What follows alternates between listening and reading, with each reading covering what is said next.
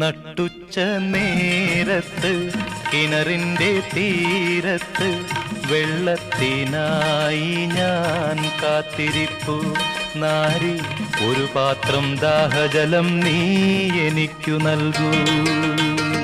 അയ്യയ്യോ നീയൊരു യൂതൻ, ഞാൻ ഇന്നൊരു ശമരായത്തി, ഞാൻ കോരിയ വെള്ളം തൊട്ടാൽ തീണ്ടലില്ലേ, ഞാൻ കോരിയ വെള്ളം തൊട്ടാൽ തീണ്ടലില്ലേ.